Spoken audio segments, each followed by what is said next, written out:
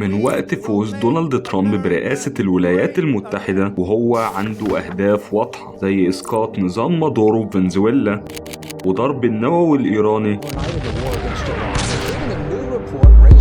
والسيطرة على جرينلاند. صدق أو لا تصدق، احنا بنشوف بعيوننا اللي ما حصلش من أكتر من 80 سنة وما كانش حد متخيل إن هو هيحصل. الولايات المتحدة بتهدد دولة حليفة هي الدنمارك، إما أن تتخلى طوعا عن جزيرة جرينلاند أو هتاخدها بالقوة العسكرية. صدق أو لا تصدق، دونالد ترامب فرض رسوم جمركية بتوصل ل 25% على 7 دول أوروبية لعدم التعاون في تسليم الجزيرة. ليه ترامب مصر على الاستيلاء على جزيرة جرينلاند حتى لو استخدم القوة العسكرية ضد حلفائه الأوروبيين؟ ده اللي احنا هنحاول نعرفه النهاردة. أنا يوسف ابن دويس، ما تنساش تعمل لايك وشير وسبسكرايب يلا بينا. جرينلاند هي أكبر جزيرة في العالم، مساحتها ضخمة جدا، حوالي أكتر من 2 مليون ألف كيلو متر مربع، لكن عدد سكانها ضئيل جدا مقارنة بحجمها، حوالي 56 ألف نسمة، يعني أقل من سكان حي صغير في القاهرة. والجزيرة دي مش دولة مستقلة، هي إقليم تابع لمملكة الدنمارك من مئات السنين، وبتتمتع بنظام الحكم الذاتي من سنة 1979. لكن السؤال هنا، ليه كل الاهتمام المفاجئ ده من الولايات المتحدة وإدارة دونالد ترامب الجزيرة؟ السبب المعلن هو أهمية جرينلاند لحماية الأمن القومي الأمريكي من الصينيين والروس اللي عايزين يسطوا على الجزيرة الواسعة الضعيفة. فترامب بيكرر باستمرار إذا لم نضم جرينلاند روسيا أو الصين هيفعلوا ذلك.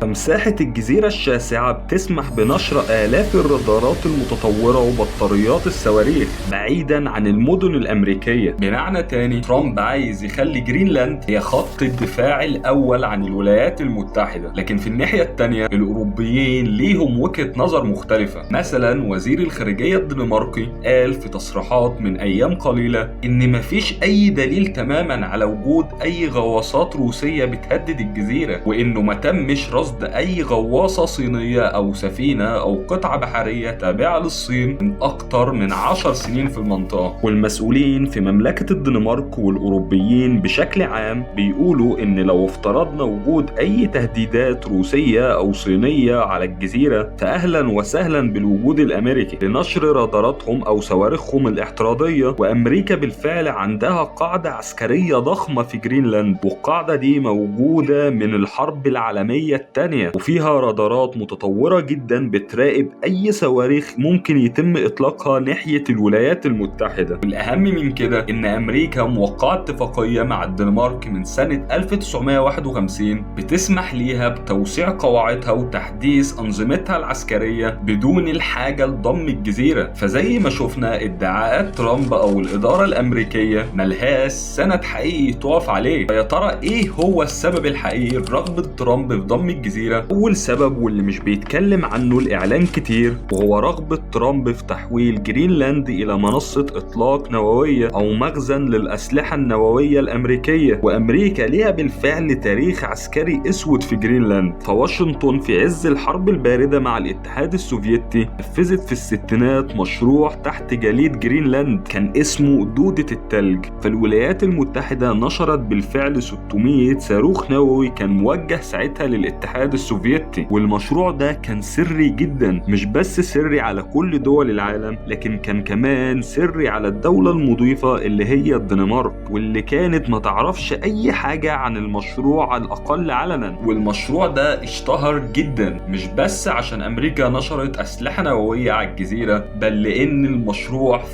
فشل ذريع. فالعلماء الأمريكان اكتشفوا أن الغطاء الجليدي السميك اللي عملوا تحته المشروع بيتحرك وممكن في أي لحظة يقع فوق الجنود والصواريخ، الشيء اللي أجبرهم على إغلاق القاعدة سنة 1967. ولو جينا بصينا النهاردة هنلاقي ان الموقف الرسمي للدنمارك هو رفض اي وجود للأسلحة النووية على أراضيها، الشيء اللي بيفسر الرغبة الأمريكية في الاستحواذ الكامل على الجزيرة. I would like to make a deal, the easy way, but if we don't do it the easy way, we're going to do it the hard way. But if we don't do it the easy way, we're going to do it the hard way. وترامب نفسه أعلن إنه عايز يستأنف التجارب النووية اللي وقفتها الولايات المتحدة في التسعينات، وضيف على كده ثروات الجزيرة الجزيرة الضخمة. جرينلاند بتمتلك احتياطات ضخمة مؤكدة من 43 معدن من أصل المعادن ال50 اللي بتصنفهم الحكومة الأمريكية كمعادن نادرة، يعني معادن بالغة الأهمية للأمن القومي الأمريكي. والأهم من كده إن جرينلاند بتتصنف كأكبر مخزن للمعادن الأرضية النادرة خارج سيطرة الصين. المعادن دي هي العصب الحقيقي للصناعات المتقدمة زي صناعة الرقائق الإلكترونية وتربونات الرياح وبطاريات السيارات الكهربائية. ومش بس كده، الجزيرة عندها كميات مسهلة من النفط والغاز بتقدر ب 52 مليار برميل، وده بيمثل تقريبا 3% من إجمالي الاحتياطات العالمية. والمنطقة القطبية بصفة عامة فيها تقريبا 30% من الغاز الطبيعي الغير مكتشف في العالم، وجرينلاند أكيد ليها حصة كبيرة من النسبة دي. وممكن انت هنا تكون بتسأل نفسك، لو الجزيرة فعلا غنية بالشكل ده، ليه الدنمارك ما استغلتش ثروات الجزيرة الضخمة؟ والإجابة بسيطة جدا، الجليد اللي موجود هناك واللي هو سميك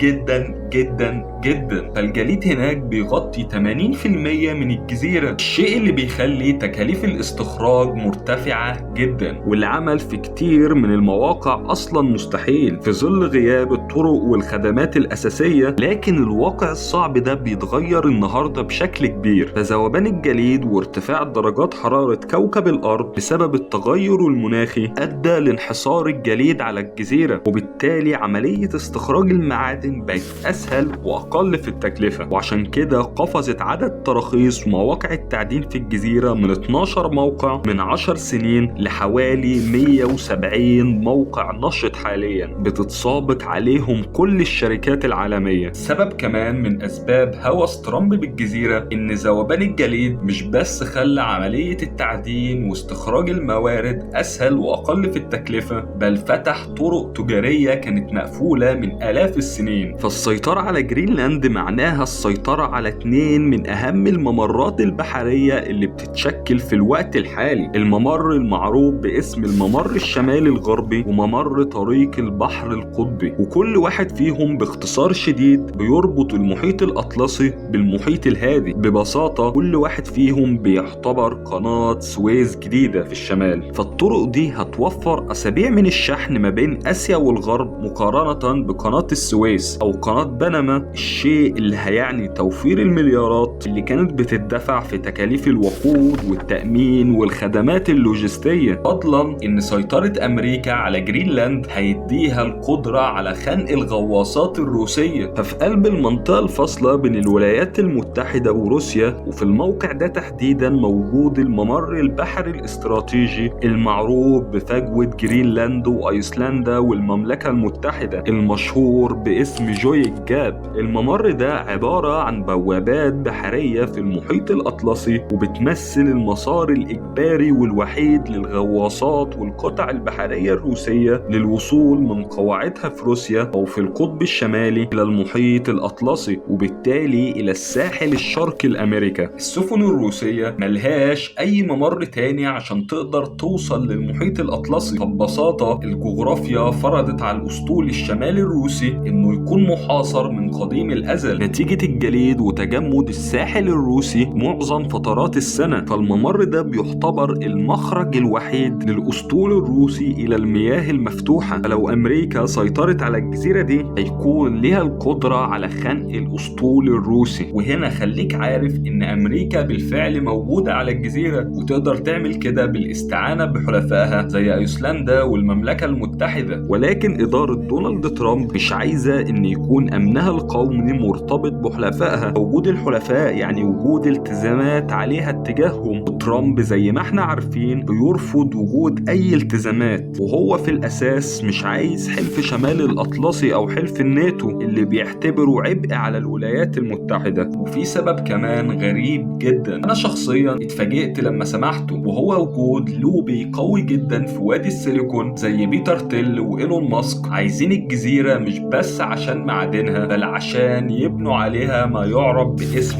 مدن الحرية. فمدن الحرية هي مدن بتدار كأنها شركات خاصة، شركات ليها استقلالها التام عن الدولة المضيفة وليها قوانينها الخاصة ونظامها الضريبي الخاص اللي هو غالبا ضرائب صفرية أو شبه صفرية، وليها نظامها القضائي الخاص بيها وقوات الأمن الخاصة بيها، ما بتخضعش تماما لقوانين البيئة أو قوانين العمل الموجودة في الدولة المضيفة. These freedom cities will reopen the frontier, reignite American imagination. ففكرة اللوبي دي بمنتهى البساطة إن في دول فقيرة وهتفضل فقيرة ومش هتتطور أبدا بسبب فساد مؤسساتها، والحل هنا هو منح جزء من أراضيها لدولة متقدمة أخرى أو شركة ناجحة بقوانين استثنائية خاصة مش بتعرقل النمو في المنطقة دي. وكمان بيدوا أمثلة بتجربة الصين في منطقة تشانجن اللي اتحولت من قرية صيد لعملاق تكنولوجي بفضل إن هي بقت ليها قوانينها الخاصة بتختلف عن باقي الصين.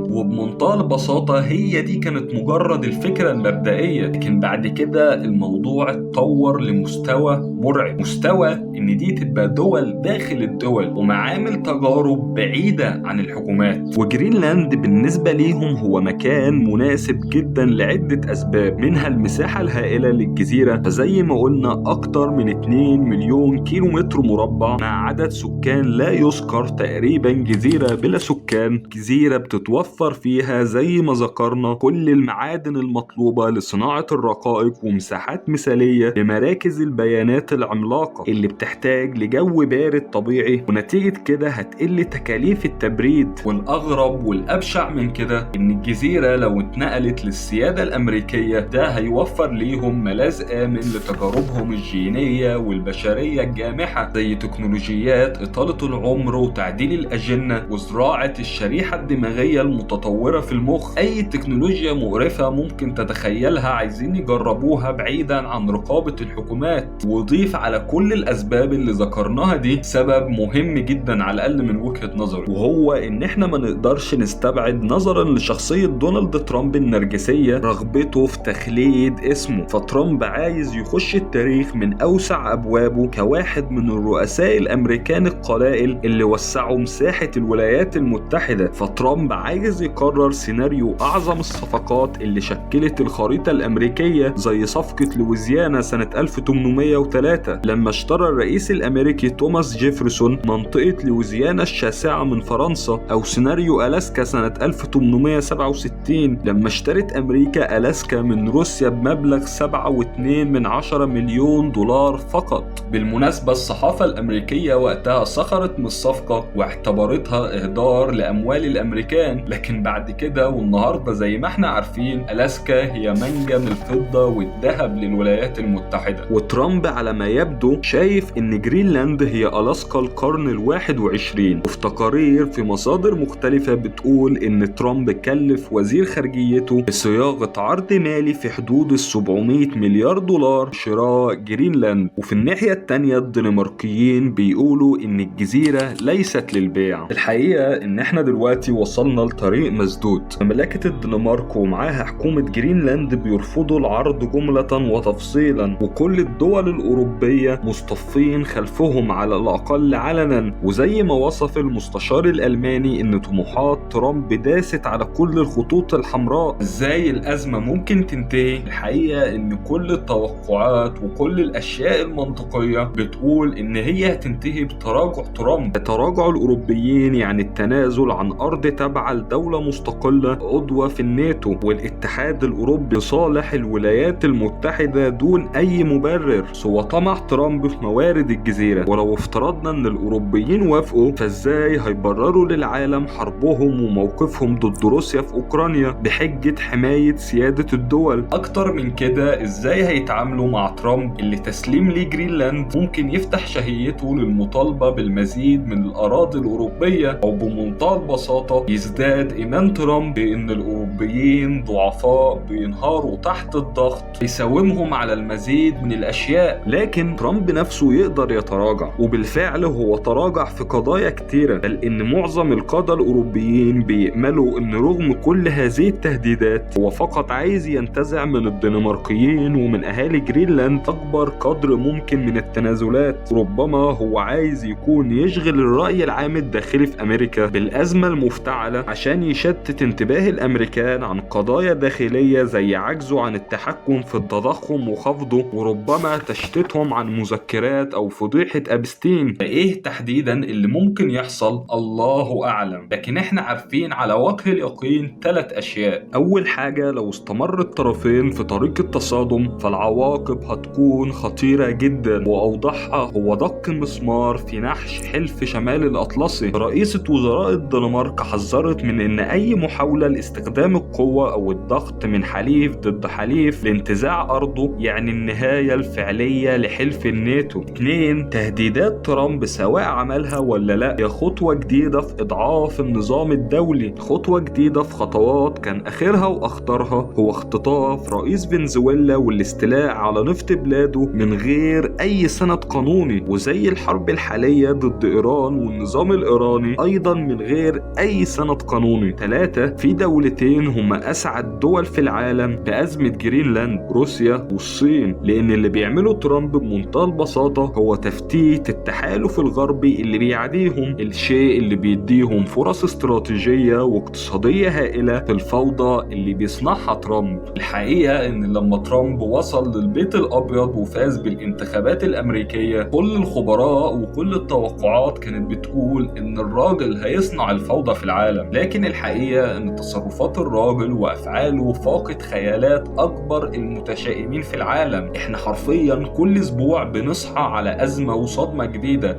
يعني ما تستبعدوش الأسبوع الجاي إن إحنا نصحى على عملية عسكرية ضخمة لدم أجزاء من كندا وجعلها الولاية رقم 51. اكتبوا انتوا بقى في الكومنتات وتوقعوا في رأيكم إيه هي صدمة ترامب الجاية. فربنا يستر على العالم، وما تنسوش تعملوا لايك وشير وسبسكرايب وتستنوا الحلقات الجاية وتشوفوا الحلقات اللي فاتت. السلام عليكم.